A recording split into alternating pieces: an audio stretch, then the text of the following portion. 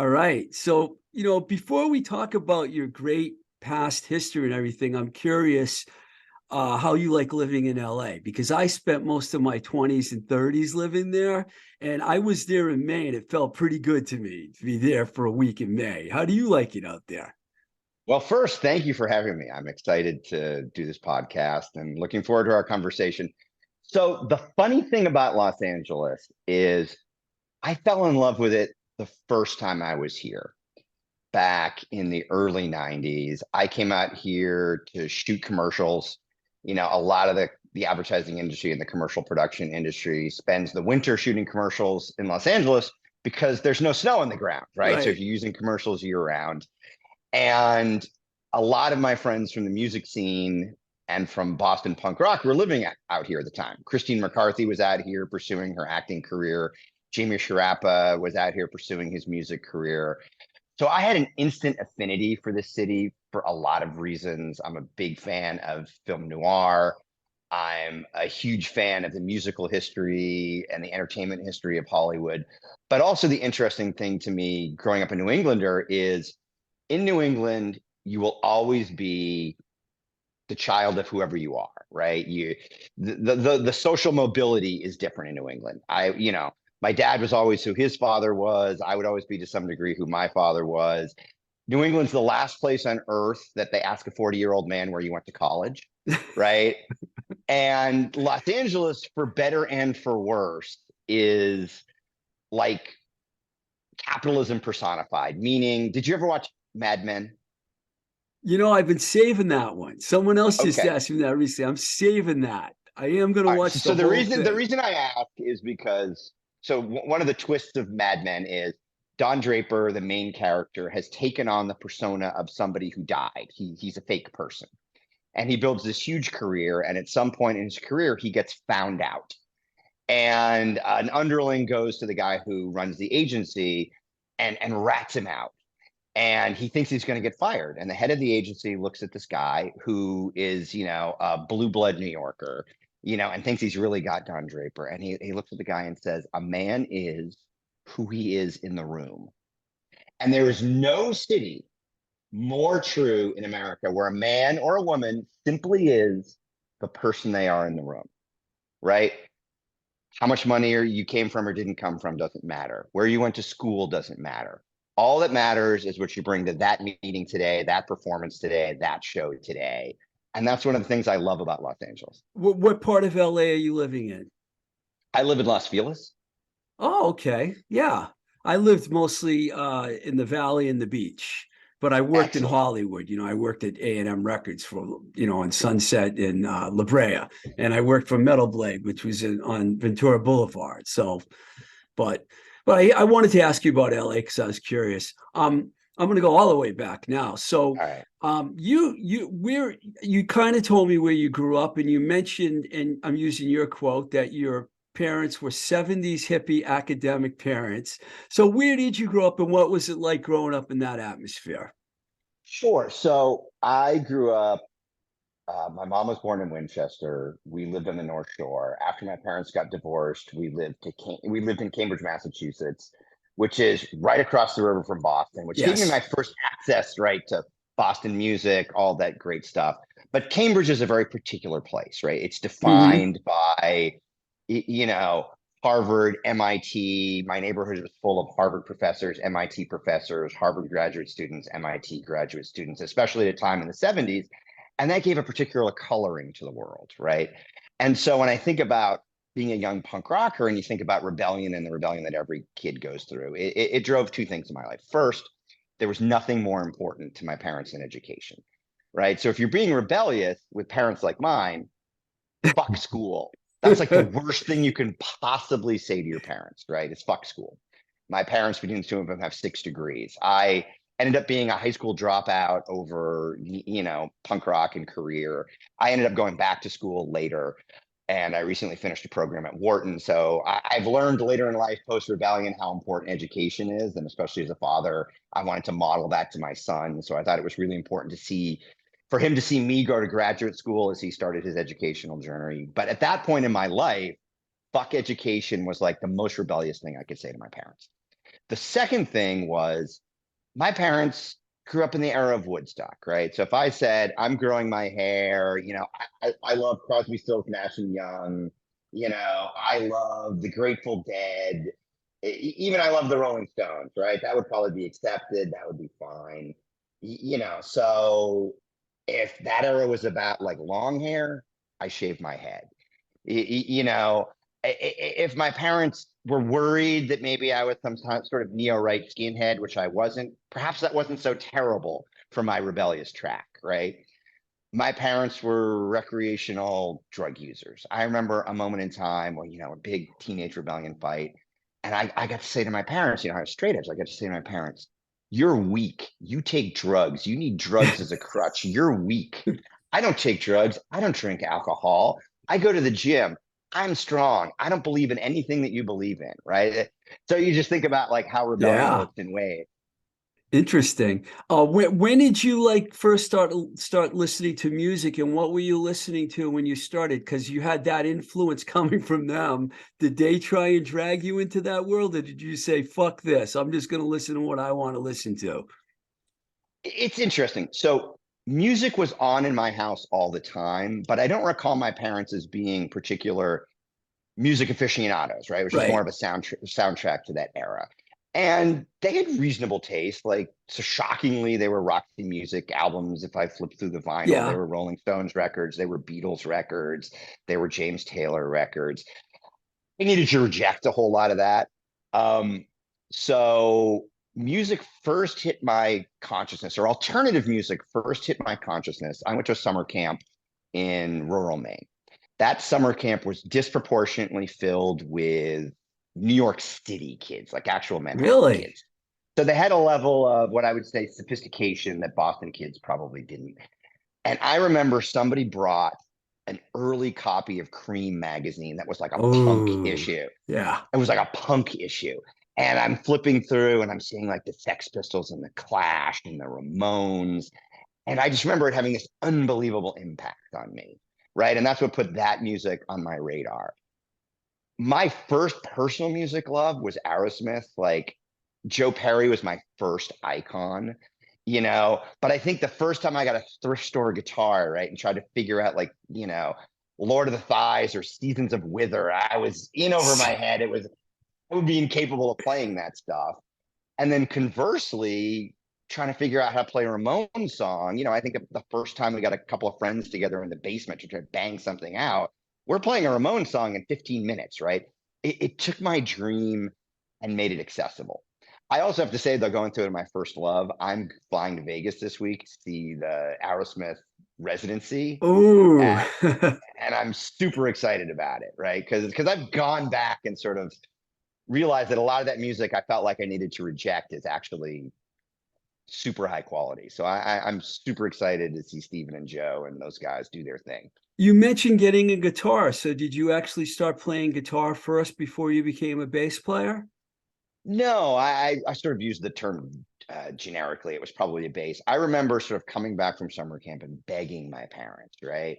And I think maybe for my 14th birthday or something, they cobbled together enough money to like get me some kind of horrible, Hondo precision copy. And I remember like, buying better pickups and, buying a better bridge and kind of trying to cobble it all together and, put it together in my basement and made it more reasonable. Cool. No, I know Decadence was your first band. What's your recollection of how that all came together? I think it was your first band. I mean, it It was your was first recording band. But did Decadence was we my first real band, right? Like an right. actual band where we like wrote some songs and actually got the chance to record them and put them out on something. That was just a very classic high school band. Like, there were kind of two bands that I can remember coming out of my high school, Which high which school was this? Ringe and Latin in Cambridge. Oh, that's a good one. Yeah, famous Yeah, high and so school. it was Stranglehold and Decadent. I was in class with I was actually those guys from Stranglehold were in my class. Nice, nice. And I know the band is on the song Slam ended up on This Is Boston, Not LA, and it also ended up in an MTV campaign. So you did have a little bit of success early on with your first band. Success would be a very strong word, right? I mean, it's funny. One of the ways I also got into music is, I was struggling in high school. If a subject was exciting to me, I got an A. If a subject was not exciting to me, I didn't go to school at all. And I had a really good guidance counselor. He was asking me what I'm interested in. And we were talking about how music was so important to me. So somehow this guidance counselor managed to get in touch with Newbury Comics, and I got an internship That's at great. Newbury Comics and Modern Method Records. And that was literally one of the turning points in my life, right? Somehow I could get through the school day to like take the bus to go across the river from Cambridge to Boston and work in that original store and start buying records and just be around musicians and being around all that stuff. And I am absolutely sure the only reason that Decadence made Boston out of LA is because I worked there, and it was some sort of favor to me. I'll let history or somebody else be the judge of whether that song deserved to be on there or not. But I will say that I view it as like it was a favor for a kid who was clearly very passionate about music who worked there. That said, you also mentioned it became an MTV holiday promo, which ran for a decade or more, and so weirdly, in its own way, I might argue that song got more like sort of national exposure and more spins, and ironically, more sync license than any song on that record. Crazy. Um, you you mentioned Newberry Comics, and I know, I remember, Mike Dries and John Brusker. So I imagine you were working with those guys, right? They were the first two guys, really, right? At They were. Newberry? I was working with Mike G, John Brusker, Amy Mann from Till Tuesday. Amy Mann, good one. My recollection of those guys is Mike Dries was the businessman and John Brusker was the record fan. I remember like when a shipment of records would come in, John would go in and like take his stuff first, right? And then eventually I got in on that opportunity, right? So the Discord singles would start coming out, and I could like say we got 5 of the 1,000 or whatever, 4 of 1,000. You'd grab one. 3 would be gone before they ever made the shelf. I used to actually sell records to John over the phone. When my first job at Enigma Records, they put me in the sales department and Yep. they gave me the Newberry Comics account. And there was only one store at the Right. time. So I totally remember that. I'm going to keep this But by rolling. the way, if I can say one more thing about John and Sure. Mike, in a world where you worked in all levels of the music industry, where people were dishonest, tried to like screw brands out of their piece, Newbury Comics has remained over the years one of the most honest and transparent I love Newberry. payers Yeah. and accounters. When they reissued Boston out LA, they were very upfront. They did kind of a favored nations deal. And every time they would press another 1,000 in like a different color or something, there would be a contract addendum. There would be a check. Like those guys are stand-up business people in a business where the artists get screwed on almost every level. Those guys have absolutely been stand-up business people as Never far as heard a I'm bad concerned. thing about those guys. Yeah. When I had Al Baril on the show from SSD, he mentioned the kids from Marblehead joining the Boston crew. And I don't know why I thought you got lumped into that category, but now I realize that you're not one of the kids he was talking about. So how did you end up in the Boston crew? I mean, who were the kids from Marblehead, by the way? He never really explained that to Well, me. so I'll tell you 2 pieces. So I actually ended up an honorary member of the Marblehead crew. And what I mean by that is, so if you think about the early days, the kids from Marblehead were Andy Strahan, who ended up in DYS, Yes, Tony Perez, who ended up in Last Rites, Jake Phelps, who was legendary, Thrasher. right? They were all high school classmates. Chris Corkum, who Yeah. recently passed, but that was kind of like the 4 top people. They'd pull in other people, but I would consider that the core, right? And so Andy and Tony and Jake were on every SSD road trip, and Jake was a presence, whereas like Andy and Tony were guitar techs and roadies, who actually had like a working role. I ended up moving to Marblehead, probably the late DYS, early Slapshot. I actually lived at the Strahan house for a while when I started my college career. And then weirdly, I got my first job post-college at Mullen Advertising in Wenham, and I moved back to Marblehead because, Wenham is sort of almost So next to that's why he Marblehead. lumped you into that crew, So, basically. so I Yeah. ended up there, but obviously, Andy was one of our core bandmates for a long time. Yeah. But Um, and you asked me, sorry, you asked me how I joined. So I actually missed. I think Al talks about a big nucleus of the first show was like everybody went to Black Flag, I think at the channel. I was actually at that summer camp that I mentioned, so I missed that Black Flag show. So I sort of missed the absolute nucleus of it.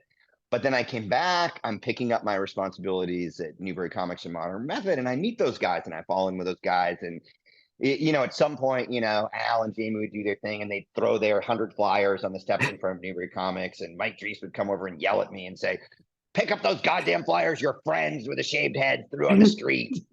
And we started hanging out, and I met Dave Smalley through those guys and probably ended up meeting them at very, very early media workshop shows.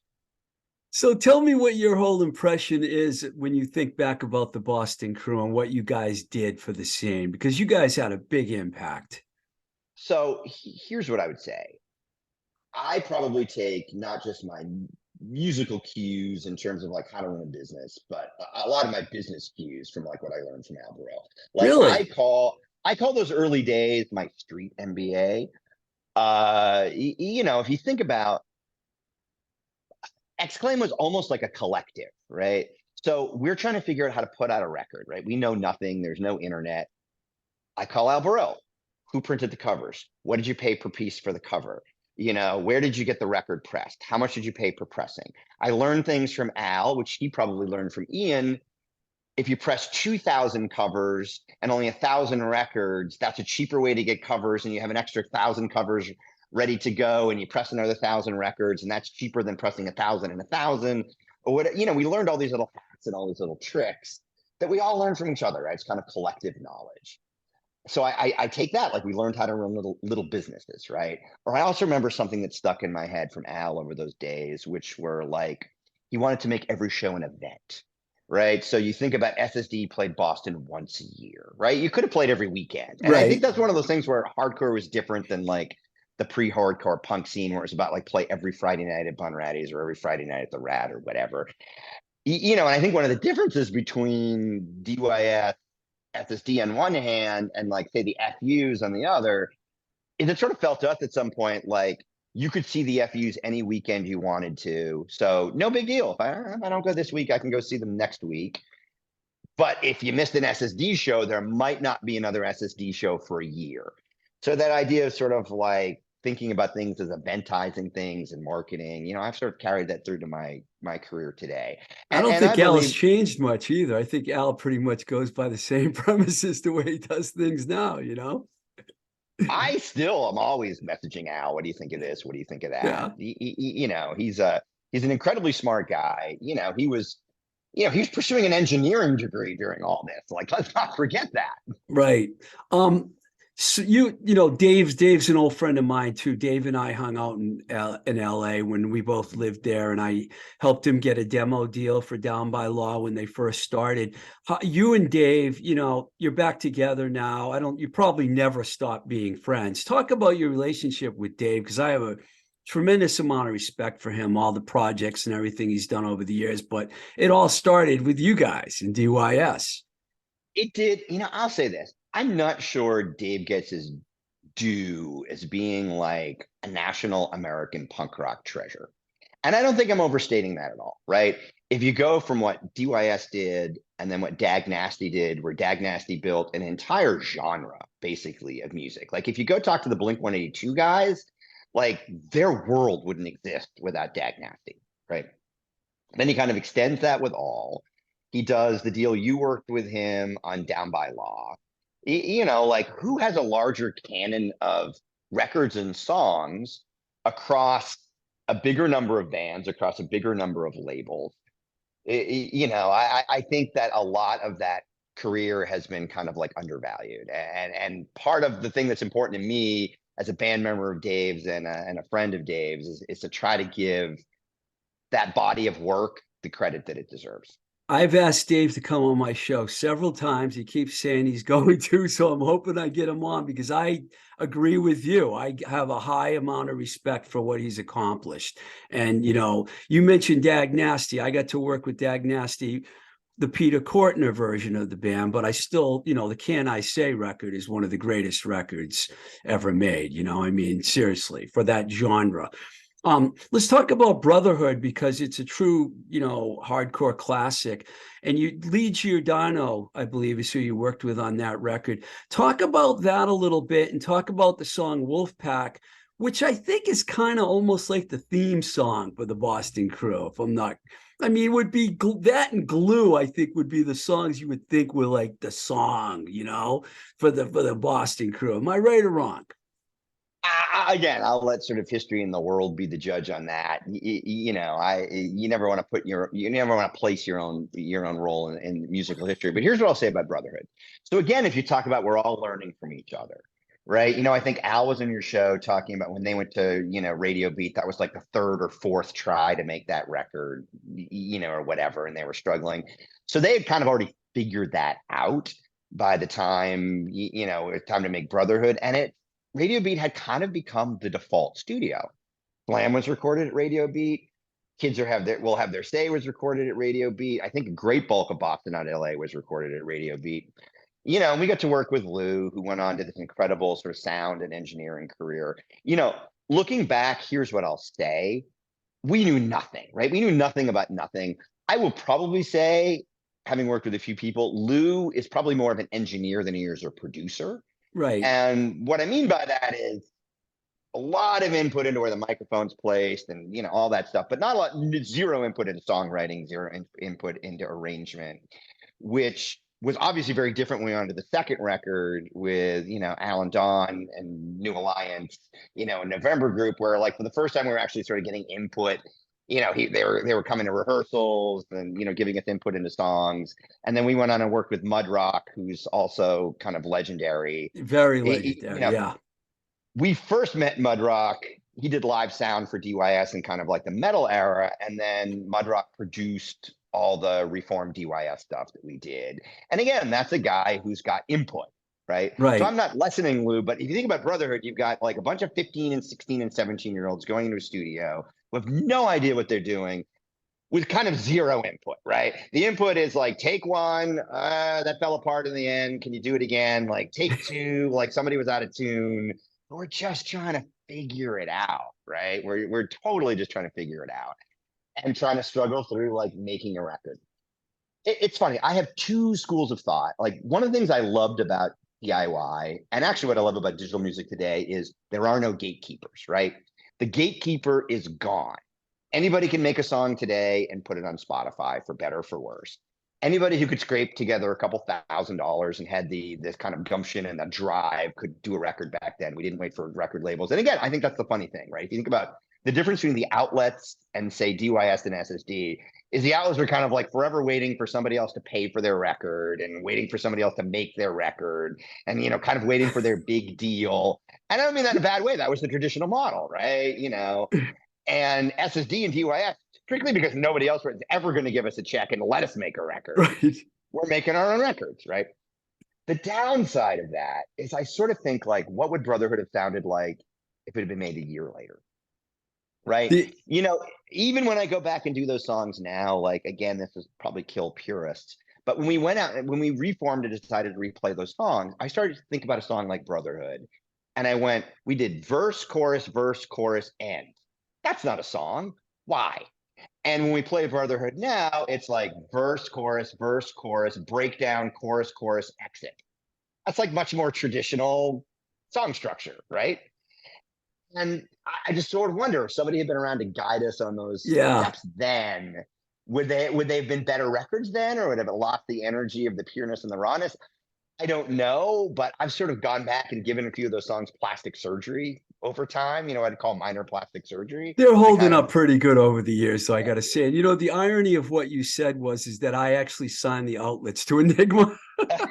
So I really appreciate what you just said. That makes all the sense in the world. I was a massive Atlas fan. I was Yeah, front row at I every know you show. weren't. I know you weren't dissing them. I'm just saying that, I understand there were bands that wanted record deals, but you guys were not the kind of bands that could get them back then. It's Well, we just funny, couldn't get them. right? It's funny how history has changed all that now, and anyone would want to sign DYS and SSD now, Well, which is I wouldn't obvious. go that I wouldn't go that far than anybody, Well, but I think things have changed two ways. A, I tell bands now don't get a record deal, right? I tell bands it's funny. I will keep this person nameless, given what I'm about to say. But I was having lunch with a very senior executive at a very major label that you may or may not have worked at, and I was asking, so when you're pitching an artist today, what's your pitch? Tell them why they need a major label. I don't really understand. And this person said to me, and I think you know this person. This person said, our pitch to an artist is if you want to go number one in 25 countries at once, you need a major label. And then he laid out all the reasons of why that's possible. He's like, frankly, if you only want to go to number one in one country, you probably don't need a major label. Right. And so that leads to a couple of genres. If you want worldwide success, if you play hip hop, if you play pop, if you play a couple other things, you probably actually do still want and need that machine. Right. But especially if you're playing rock, which is in essence the jazz of yeah, 2022, it's like a niche genre. You probably don't need a label. You'll get a better, I like, agree. we in essence have a label services deal with Bridge 9, and what I mean by that, I think Bridge 9 is a great label. Chris Wren's another like super straight up guy who pays on time, accounts on time, like cares about the music. But like the deal we have with Bridge 9 is we pay to make the records, we turn them over to them. We've got a revenue share. They do what a very traditional label services deal would do, right? They do a bit of marketing, they make sure it's on all the streaming services, they do all the accounting, they come back. To almost anybody today, I would say you want a label services deal. You don't want a contract. Sounds like a press and distribution deal, pretty much What a used to be P&D press and deal. distribution, but Yeah, now because we don't press so yeah. much, it's like label services. Exactly. I want to go back to DYS in a few Sure. minutes, but before then, I have to talk to you about Slapshot because Back on the Map is one of the great records to come out, not just the Boston scene, but in general. You're an original member of the band. Talk to me about how that whole thing transpired. I guess DYS went in a metal direction, and I guess you guys just decided to get out, but you stayed in the hardcore game. So how did that all happen? Well, you actually said interesting. So I don't know if you're going to go back and do us and talk about the end, which I'd sort of love to do and talk about the change, but we'll talk about Slapshot and then we'll go back. No, So if you want to talk about the metal direction, we can do that sure. Yeah. first. Yeah. So, I mean, it's interesting. So I would say, at that time, there was a lot of like sell out, SSDs selling out, DYS is selling out, Gangrene's selling out. I can't speak to Gangrene, and I can't speak to Al's motivation and Jamie's motivations, but here's what I'll tell you. As we opened this conversation, I wanted to be Joe Perry before I wanted to be anybody else, right? And also thinking about that, rock and roll was the soundtrack for the Boston crew always. Not that hardcore wasn't, right? But like if we're on a 5-hour road trip, probably half of that 5-hour road trip is rock and metal, right? The classic AC/DC records. We'd go see Iron Maiden as a group, as a bunch of guys. We'd go see Van Halen as a bunch of guys. We'd go see AC/DC as a bunch of guys, right? So you got that whole vibe going on one level, right? Which we always liked it. We just weren't good enough to play it, right? Right. And if we got better, you can't help that your influences seep in, right? So you've got influences seeping in. And then I think the second lever is we talked earlier very briefly about how like Black Flag came to Boston, they played the Paradise, and then all of a sudden there was like SSD and 3 hardcore bands, right? Then a number of years later, Metallica comes to Boston and they play the Rat. And I was there. And 80% of the audience, I would say, were musicians. And probably everybody I know in hardcore was there. And all of a sudden, 1 guitar bands become 2 guitar bands. All of a sudden, songs with 2 parts have 5 parts. All of a sudden, songs with 2 tempos have 4 tempos, right? We're just taking it up through osmosis. The funny thing about selling out Metallica was as poor as any of us then. Metallica showed up in a van, no better than our vans. Metallica showed up like on the same $10 per diem that we were on, right? You know, they talk about eating hand sandwiches, right? They can't afford the bread. It's just like the luncheon meat. You know, they potentially invested a little bit more money in like backline than we did. But like looking at Metallica wasn't like, oh, there's money there. Looking at Metallica was like they're doing something that energetically as interesting as Black Flag, you know, 3 years earlier. And so I would say that show was also a big turning point. And Plus, so we were, it was more of a subtle change too. It wasn't like you guys completely changed your sound completely.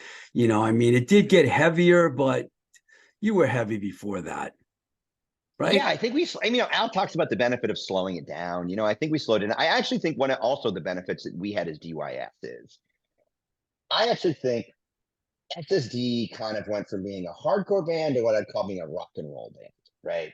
You hear more Aerosmith and you hear more AC/DC and what they were trying to do than we were trying to do.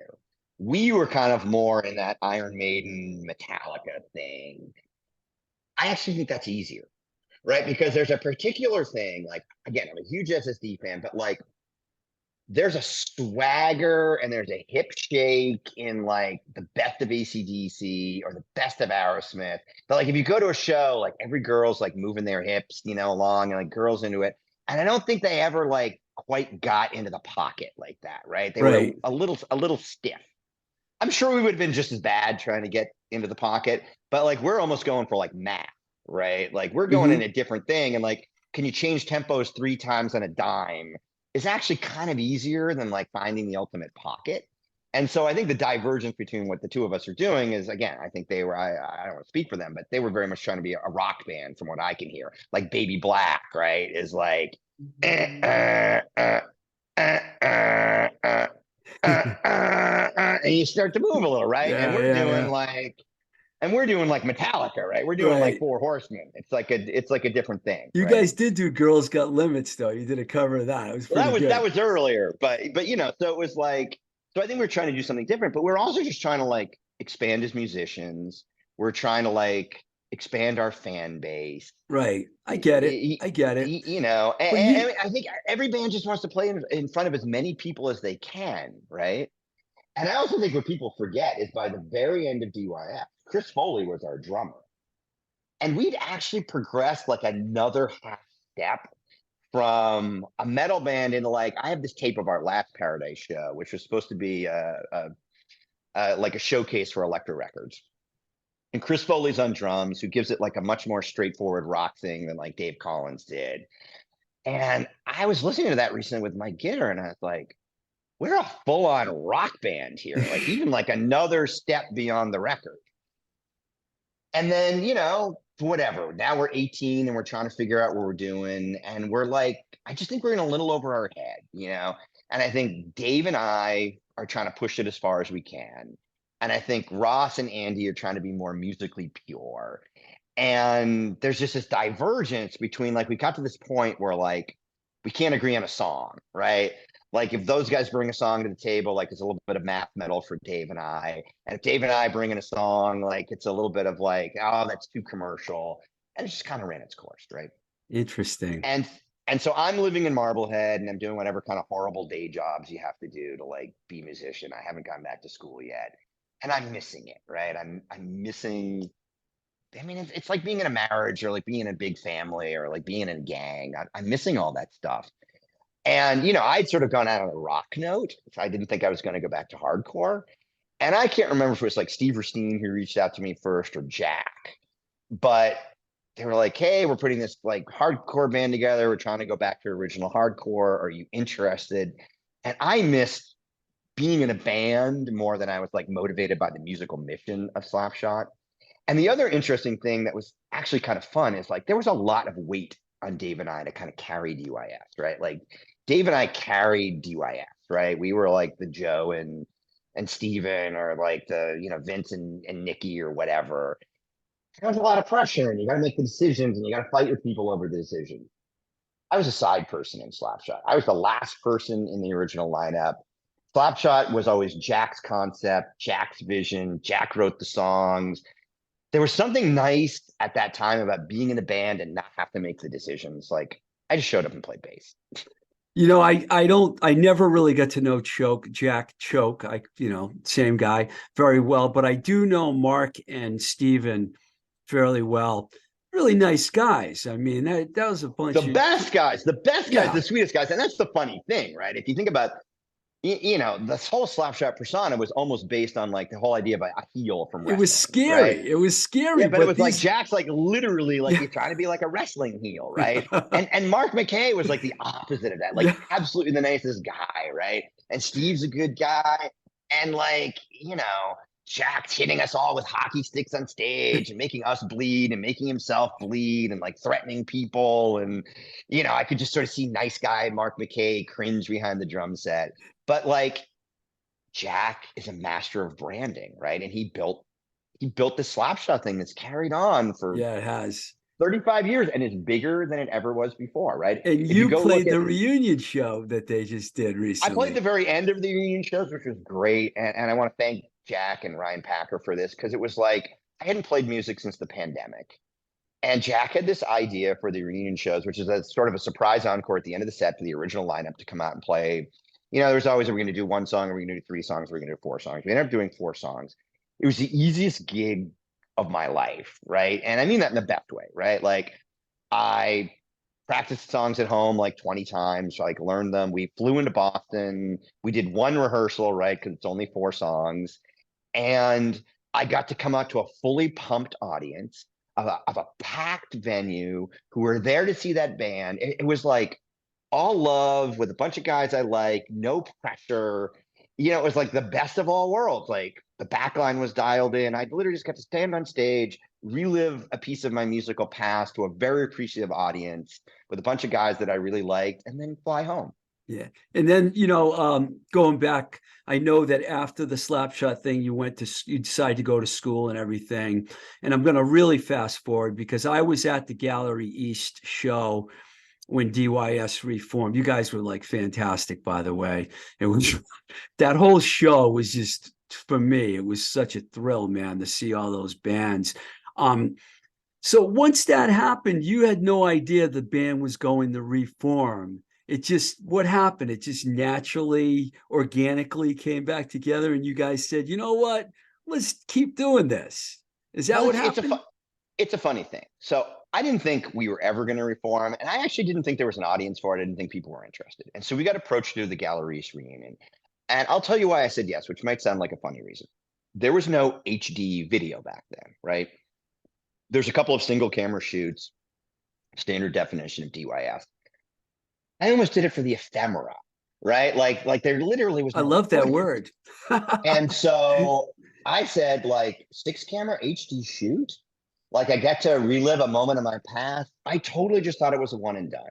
Right. And so the deal I made with those guys is like, okay, you're going to shoot this.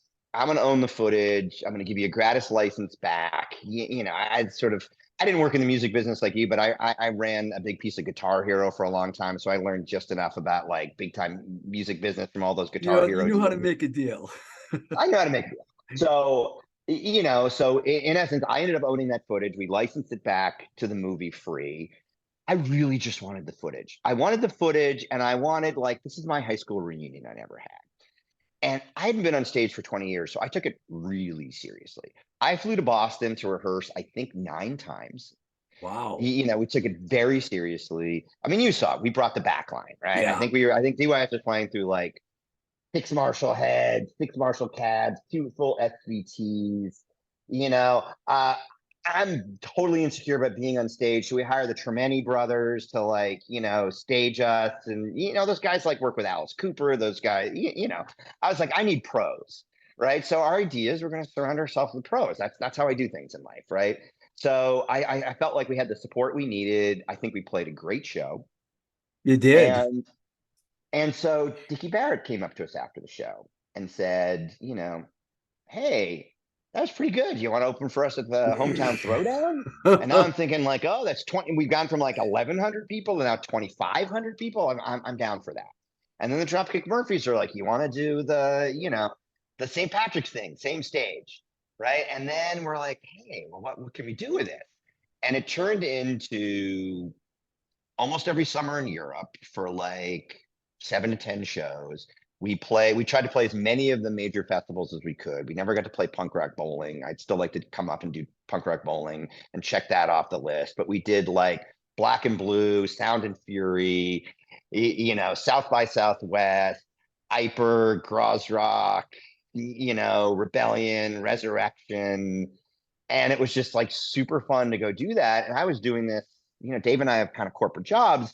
And so we'd take like a week's vacation and we'd fly to Europe for 10 days and do like 10 shows in 10 days and then fly home and go to our corporate jobs. Like I would literally get off the plane, shower at the Admiral's Club and go to the office at the end of it. And what it turned into when it turned into it was going to be more than one and done is because I'm based in LA, we needed kind of like an LA based lineup, right, to make this whole thing work. And so we ended up putting together what I think is the finest lineup. I mean, I don't want to be insulting.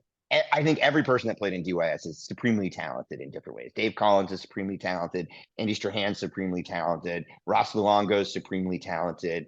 Ross played that first reunion show. Like he's a shredder. He like brought new life to Jerry's Kids. So I'm not dissing any of those guys. Jack Clark, they're all super good. But I needed an LA based band, right? Because the way it works with Smaller Living in DC is whenever we do something, we gel it in LA, right? We practice 10, 20 times. And then wherever we flew, we do one day before and Dave, we do one rehearsal with Dave and the band had gelled and we do one rehearsal and Dave and do whatever we need. Mm-hmm. So I had the benefit of drawing from this incredible talent pool in LA. And I think like any band, like Metallica or those guys, when they get other people, they want to get in people they know who get their vibe. So we ended up with Al Pahanis Jr. from Powerman 5000 on drums, Franz Stahl from the Foo Fighters, Wool, Scream on guitar. This kid, Adam Porras, who I would sort of discovered, who went to Berkeley in Boston, played in a hardcore punky band called Far From Finished, went on tour with this rapper called Wax in Europe. He's an absolute shredder. So I've got two Berkeley guys. I've got Franz, who is one of like the self-taught journeyman. I mean, Franz's first show with the Foo Fighters was the roof of Radio City in New York, right? Like, and so I figure I'm doing this with guys who have played stadiums, right? Like literally played stadiums. I've seen the music business at the highest level you can see the music business. Two guys went to Berkeley. It's like skiing behind people who are better than you, right? So like, I'm just in awe of the talent around me with like Dave and those guys. And frankly, I'm just trying to keep up. Right. And my job is to jump around and just try to keep up with the talent. But I think we put together this unbelievably talented lineup of people who I learn from. Right. I think you always want to go forward in life and learn things. Like every time I rehearsed with those guys, I learned something about music that I didn't know before. And just tweaking the arrangements and all that stuff with those guys was just incredible. It's amazing, man. And I know you mentioned to me that the band's been together like 10 times longer than the original band now. Yeah, I And mean, it's really funny. Like this has been the DYS lineup for a decade. yeah, I've been playing with those guys for 10 years. talk about Bridge 9, because I know you did a deal with them and you guys released a flurry of singles, which were all really good. And now what's the future with them? I know you mentioned you have more things coming. Yeah, so here's what I'd say. So Chris is incredible, right? Like Bridge 9 is kind of like the label that Tang always should have been and wasn't. And what I mean by Tang? that, Did you say Tang? Tang? Yeah. Yeah, I like Bridge 9 is like it's the center of the cultural conversation, right? It's a big supporter in a hometown. It's supposed to be here to support and nurture and help the local scene grow. Chris is passionate about the music, right? But Chris is also a great businessman, and Chris is an honest businessman, right? So like, we have a great deal, right? We talked a little bit of our deal before. I couldn't be happier with the deal with Chris. It started with when we reformed just merch, right? And I'll give you a perfect example of like how to do it right and how to do it wrong, right? So we thought this was going to be a one and done reunion show, but we get together with Chris and I was like, hey, we want some merch for the show. We're a merch deal. He gets a designer together. We get this great merch. Curtis shows up from Tang at the day of the Revere show with unauthorized DYS merch that we'd never seen in our life. And I was like, really, dude? This is what you're fucking gonna do? Like, no, see, that's our new merch deal over there. And you're showing me something you don't have the right to make that I've never seen before in my life. And that is like the difference right there, right? Between like a Tang and a Bridge 9. And so we did the live record with Bridge 9, right, which came out of that reunion show. He Yes. got Jay Moss, who's like another legendary Boston music guy who's taken this genre to another level to mix and engineer that record, right? And then we did the digital singles with them. And I would imagine if we're moving forward with some of the stuff we're talking about in 2023, Chris and Bridge 9 are going to be a huge part of that. That's fantastic, man. Um, I'm not going to let you go until I talk to you about, I guess I'm going to say disbanded, even though it's DYS banded. I was actually blown away. Now, you just sent me this material, so I only had one, not even 24 hours to live with it. The song Bitter, I mean, it's fantastic. Smalley singing it. But the other guy singing, who I'm sorry, I can't remember his name, the whole band was really good. I mean, this is something, this is your project. Are you going to release this? Yeah, so to give you a little history on this, which we're calling disbanded right now.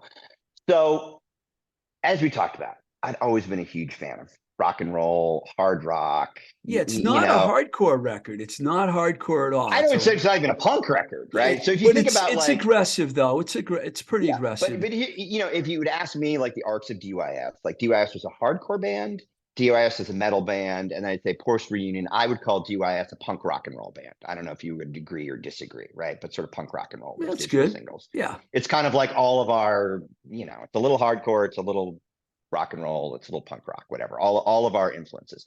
So if I've always been influenced by hard rock and heavy metal, and then like I went through that whole like Scandinavian sleaze rock thing, like the Helicopters Yeah. are like one of my favorite bands. I think Scandinavians do that genre better Oh, than yeah. anybody on earth. My Spotify year wrapped, the Helicopters were my number one played band.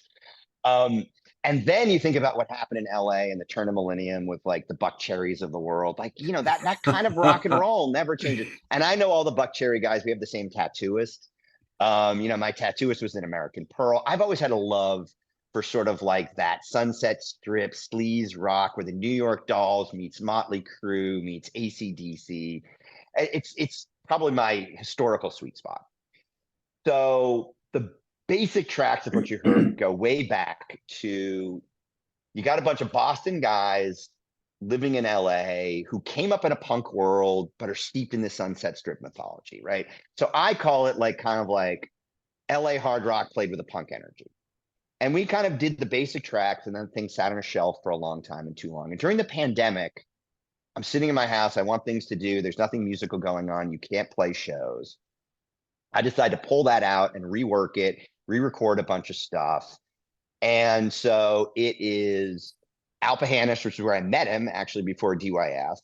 Johnny Rock from Halfcock, if you remember them. Yep. They were a Boston band who ended up on a major label deal. Adam Porras from DYS also playing leads. Jamie Schrapper from SSD on bass. I'm actually playing rhythm guitar. Oh, You can really? see over behind me my 74 Les Paul, and my Johnny Thunders Les Paul special, TV special. So I'm actually playing guitar, was the primary songwriter. And Mark Muddy Dutton, who was doing the Chris Robinson Brotherhood and with Dwight Yoakam for a long time. He's doing keyboards, he's doing vocals, he helped engineer and mix it. And so we've got this EP that is a distillation of everything that I've always loved about rock and roll, right? And I'm working on putting that out in 2023. That's fantastic, Jonathan. I was really impressed. I didn't know what Thank you. to expect because I didn't hear anything about it, but I like it. It's real good. And of course, like I said, the song Bitter, I'm a Smalley fan. So, when I heard him singing and you guys together, I mean, it was really cool. But thank you, man, for coming on the show. Thank you. Thanks for having me. You're such a huge fan. It's always great to do this stuff with somebody who's like a genuine fan, right? Because the conversation is always so much more genuine and honest and interesting. Yeah, I was really honored when you got in touch with me and said you'd do Thank the you. show. I was like, wow, absolutely, man. So thank you. And I look forward to Thank you. seeing DYS in 2023, man. That's going to be 2023, big anniversary for can't Brotherhood. wait. We'll be out there. We had to take a couple of years off because of the pandemic, and I was raising a very small, very high energy child. But All right, man. Good luck to you. thank you. Bye. Thanks.